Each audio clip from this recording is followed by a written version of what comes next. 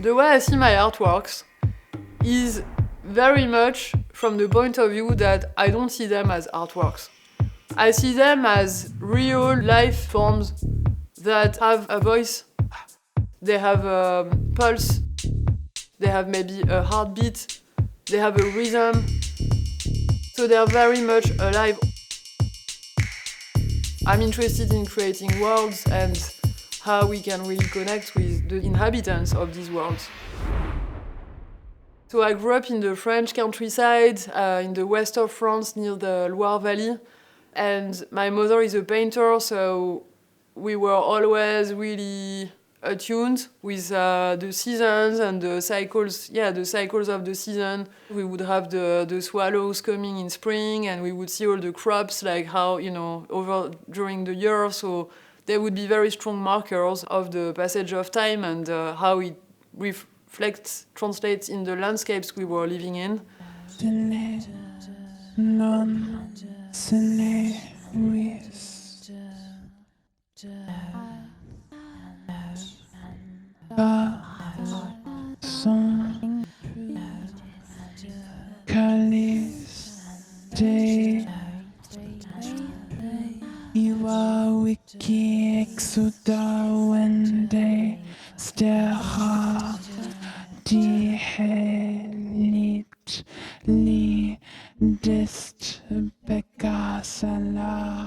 When I was 25, I had an accident, so I could say like what I went through is almost like what you would call a near-death experience.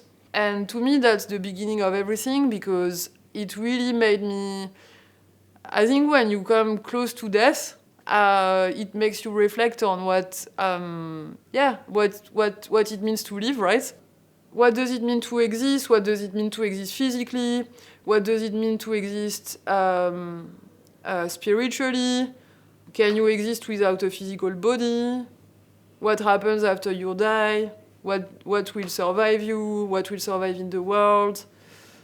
So what are all the things that compose the human existence? And that's also connected to another part of the story, which is growing up Catholic. And I think realizing that the mythology or the story that I had been told about the birth of the universe and the creation stories, but also the stories about human existence as they are told in the Bible, I didn't really connect to them anymore. So when I was maybe 15, 16, I just stopped. I stopped practicing, and I needed to have great narratives that I can connect to. It's just that specific one maybe wasn't enough for me, because I was thinking, okay, so how do we explain all the technological development? And so I just really felt I need something more holistic, and I never really found it. So I think naturally I ended up building it for myself. So that's another part of the story, and how maybe we can talk about the origins of my work, which is very much a sort of life mission to recreate mythologies for our contemporary era and start to understand who could be our mythological creatures or beings, and how we can connect with them, how we can encounter them, how we can enter in discussion with them, how can they be our guides.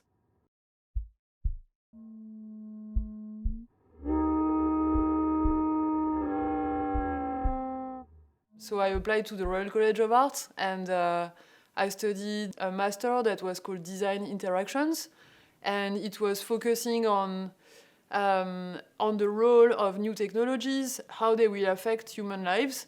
So it was really about using design as a way to ask questions and kind of develop speculative scenarios, speculative fictions that could take the form of films or performances, music performances or sculptures or design objects, whatever we wanted. It was really interesting because the program was not focusing on one specific medium, but really focusing on the content and the ideas. So we had lots of researchers coming in, talking to us about nanotechnologies and biotechnologies and AI, and so it was just very rich.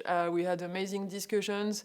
And so I graduated in 2011, and just naturally, I just stayed. I just really loved London and the freedom, and I just stayed.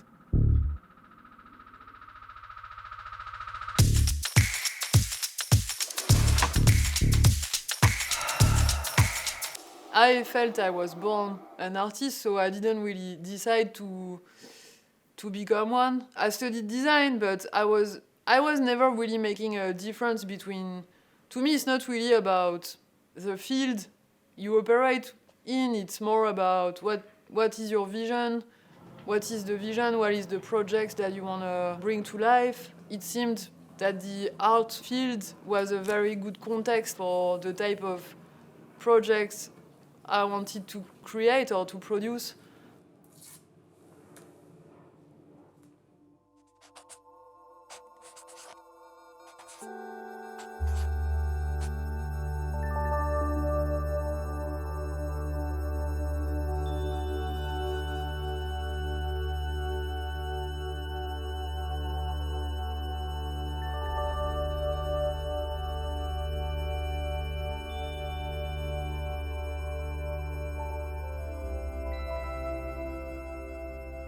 I think there's a level of freedom also that allows me to work across fields, across disciplines. So, for example, I talk to a lot of scientists, but actually recently in the past 3 to 5 years, I've really started to also talk to people who hold bodies of knowledge that are not necessarily part of the scientific realm.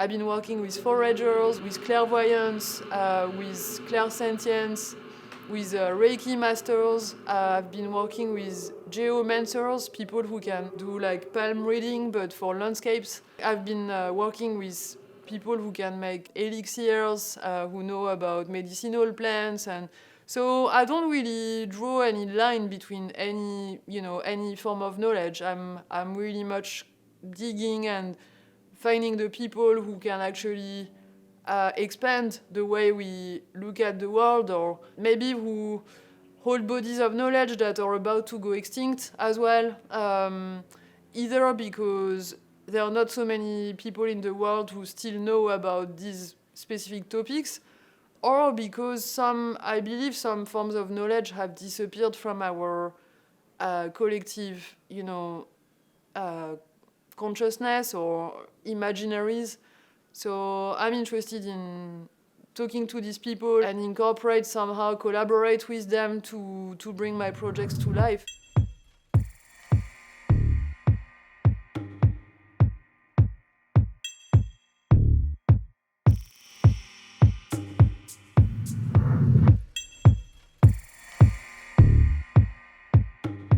I believe that the physical experience of the world is actually very important.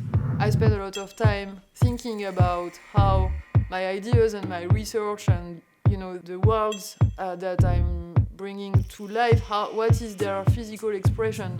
In that sense, I think being an artist also really makes sense, because it's the way I filter and channel the knowledge that I'm gathering and then bring physical worlds to life through large-scale installations, sculpture, sound works.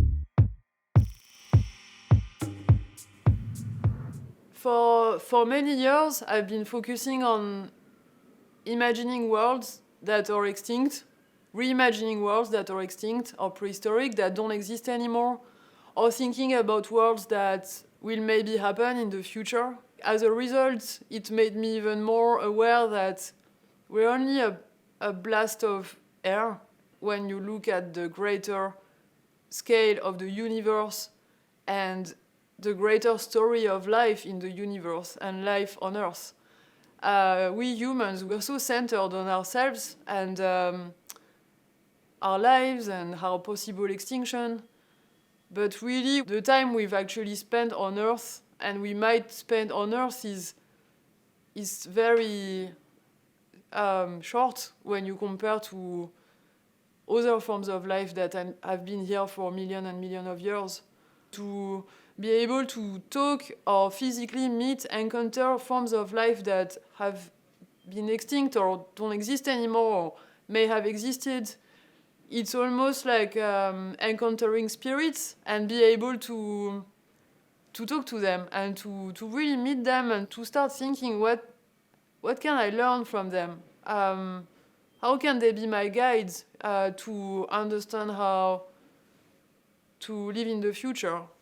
We are interconnected with a great web of life, and whatever we do, it's like being a spider in a spider web. Whenever we move, there are many other things that move around us as a result of our own movement. So there is a great responsibility that comes with just, the idea of, with existing in the world. For example, I've been looking at termites, or I've been looking at what people call weeds. So, looking at forms of life that have completely disappeared from our collective imagination or consciousness because we think they are weeds, they're like not relevant, or they're invasive, or they're pests, all these terms that are used for so many life forms that actually we have a lot to learn from because, for example, termites, they've lived on Earth for millions and millions of years. I believe we should look at them and think and collaborate with them, try to understand them better, and maybe attempt to live a bit more like them. So usually when I will start on a project, I really start just looking at the context. I will just start entering in dialogue with existing life forms. For the project I did in Colorado, called Horizons, specifically I was interested in the St. Louis Valley because it's going through a mega drought. Life in this area could maybe resemble life as we will experience in other parts of the world really soon. The process was to go there and just to really look at what plants are living there and the soil, how does it look like. And then I met with crane specialists because there are lots of cranes migrating. And then I met with mythology experts, so I explored local mythologies. What I do next is I try to connect everything together, so thinking what could be a new mythology for our contemporary era that could take place on this land. So there are wind-activated instruments that act as divination instruments to activate and celebrate and maybe heal or set free some spirits or life forms that inhabit the land. And I also installed a series of large birds that are like sculptures, so you're invited to lie on the wings of these birds, again as a way to think about us, how do we reintegrate the greater whole of life.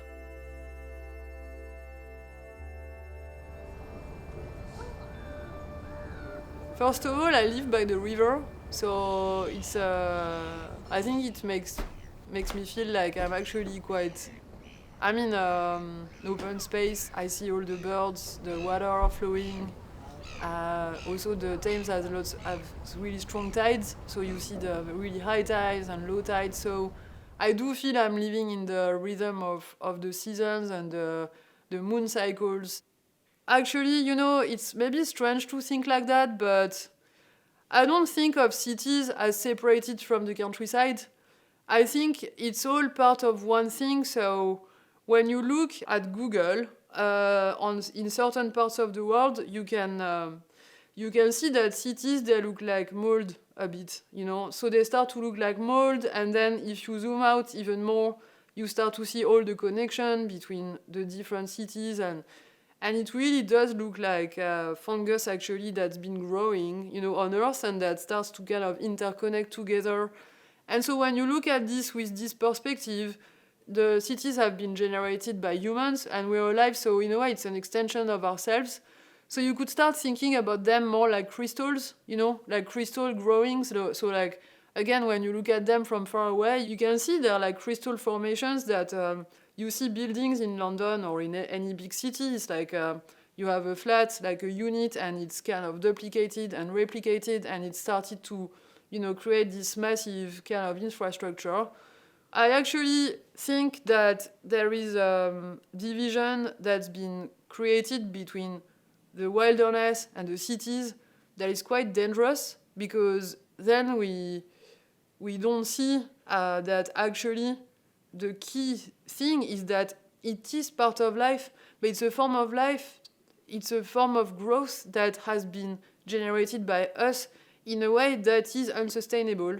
So I think there is a real interesting challenge to think about cities as crystal or fungus, and to start to think from the inside, how do we transform them so that they can actually be sustainable forms of life. So I'm interested to be in the middle of it. I don't want to be remote, thinking about things from a distance. I think I'm quite happy to be challenged and to have an impact. And for that, I feel I need to be in the center of the crisis, if I may say. Yeah.